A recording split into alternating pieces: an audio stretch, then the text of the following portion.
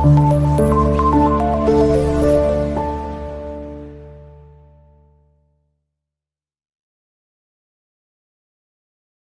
தமிழர் மாநில ஒருங்கிணைப்பாளர் விலகியிருக்காரு.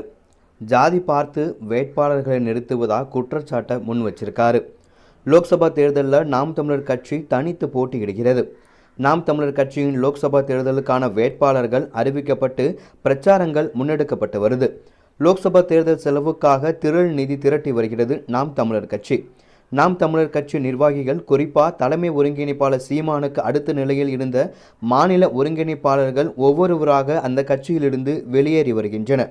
இந்த வரிசையில் தான் தற்பொழுது நாம் தமிழர் கட்சியின் மாநில ஒருங்கிணைப்பாளர் ராஜா அம்மையப்பன் அந்த கட்சியிலிருந்து விலகுவதா அறிவிச்சிருக்காரு. இது தொடர்பாக ராஜா அம்மையப்பன் வெளியிட்ட அறிக்கையில், கட்சிக்குள் நடக்கும் சில விஷயங்களும் ஜாதி பிரிவினைகளும் சமூக படுகொலைகளும் கண்டும் என்னால் பயணிக்க விரும்பவில்லை. பொதுக்குழு என்ற பெயரில் வெற்று பக்கங்களில் மாநில ஒருங்கிணைப்பாளர்கள் மாவட்ட தொகுதி செயலாளர்களிடம் கையெழுத்து வாங்குவது, நான் பயணிக்கும் கட்சியில் யார் செயலாளர் யார் பொறுப்பாளர் என்பதை அறியாமலும் வெளிப்படுத்தாமலும் பயணிக்க விரும்பவில்லை. தேர்தல் ஆணையத்தில் பதிவு செய்யப்பட்ட மாநில ஒருங்கிணைப்பாளராக எனக்கே தெரியாமல் கட்சியின் பொதுச் செயலாளர் என்று கூறப்படும் கருப்பையா என்பவர் யார்? கட்சிக்கு என்ன செய்தார்? நீங்கள் நிறுத்தியுள்ள வேட்பாளர்கள் பற்றியெல்லாம் உங்களுக்கு தெரியுமா?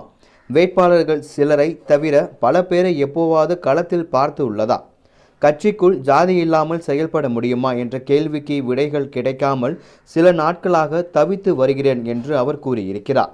பாரதி மோகன், திருமால் செல்வன் போன்றோர் கட்சியின் பொருளாளராகவும் துணை செயலாளராகவும் நியமித்ததாக கூறப்படுவது உங்களுக்கு எல்லாம் தெரியுமா? கட்சியில் அண்ணன் விருப்பம்படி செயல்பாடுகள் உள்ளனவா? அண்ணன் அருகில் உள்ள 3 பேரை தவிர்த்து நீங்கள் அண்ணனை சகஜமாக பார்க்க முடிகிறதா என்பதை அறிந்து கொள்ளுங்கள் என குமுறியுள்ளார் ராஜா அம்மையப்பன். நாடாளுமன்ற தேர்தல் நெருங்கி வரும் நிலையில் நாம் தமிழர் கட்சிக்கு அடிமேல் அடி விழுந்துட்டு இருக்கு. இதிலிருந்து நாம் தமிழர் கட்சி மீண்டும் வருமா அப்படிங்கிறத நம்ம பொறுத்து இருந்து தான் பார்க்கணும். இதற்கு சீமான் என்ன பதில் சொல்றாரு அப்படிங்கிறதையும் நாம் பொறுத்து இருந்து தான் பார்க்கணும்.